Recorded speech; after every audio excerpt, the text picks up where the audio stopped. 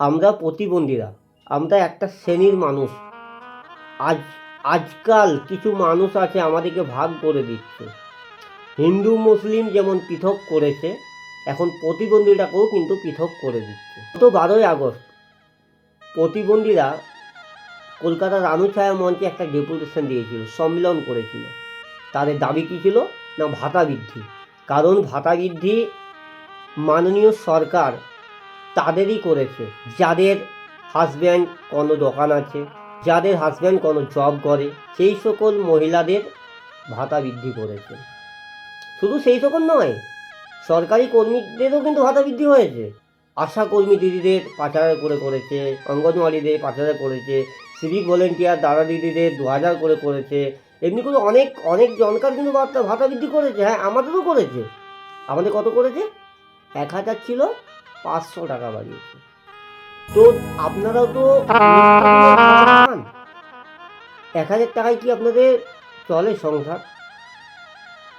ছাড়ুন, আমি আমার কথা বলছি না। আপনারা হয়তো আমার ভিডিওটা দেখার পর আপনারা বলবেন, বা তোমার কিসের অভাব? হ্যাঁ, আমার অভাব নেই, কিন্তু আজকে আমার অভাব নেই।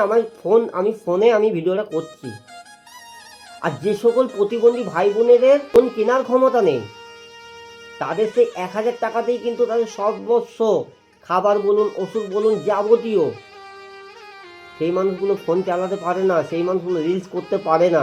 তাদের কথাটা শুনুন। আমার ভাতাটা বন্ধ করে দিন। আমি তো চাইছি আমার ভাতা বন্ধ করে দিন। দরকার নেই ভিক্ষা, দরকার নেই, চাই অধিকার। যদি ভোট নিয়ে যদি আপনারা বলেন, ভোটটাও কিন্তু আমি দিয়েছি, আমরা প্রতিবন্ধীরাও কিন্তু ভোট দিচ্ছি। আর একটা দাদা আমাকে কমেন্ট করেছিল সেই দিনে যে প্রতিবন্ধীরা দেশদ্রোহী, সন্ত্রাসবাদী, তোরা মরে যা। আমরা মরে যাব। আজকে বলতে বাধ্য হচ্ছি, আমাদেরকে দেখে প্রতিবন্ধী, কিন্তু আসল প্রতিবন্ধী হচ্ছে তোমরা, যারা নিম্ন মানসিকতা নিয়ে কমেন্ট করছো। তোমরা হচ্ছে আসল প্রতিবন্ধী।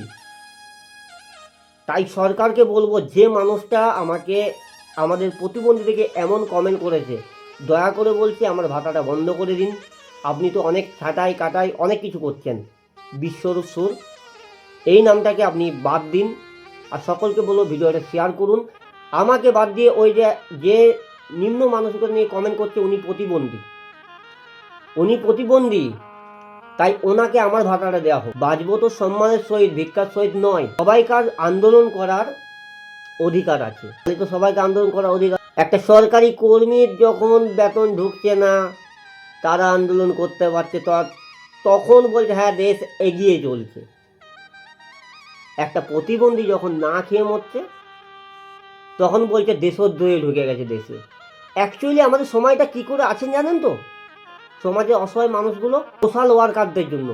অনেক সোশ্যাল ওয়ার্কার দাদা দিদিরা হেল্প করেন, তাদের জন্যই কিন্তু আমাদের সমাজটা আজকে বেঁচে আছে।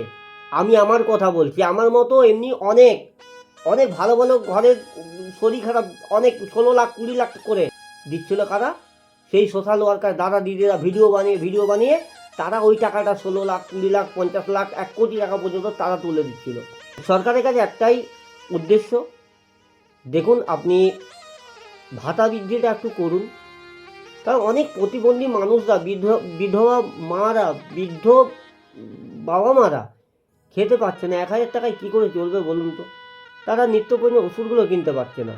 তাই বলছি, শুধু প্রতিবন্ধীদের নয়, যারা এই সমাজের সবচেয়ে অসহায়, আপনি সেই মানুষগুলোর ভাতা বৃদ্ধি করলেন না। বৃদ্ধ ভাতা, বিধবা ভাতা আর প্রতিবন্ধী মানুষগুলো দয়া করে আপনি একটু দেখুন।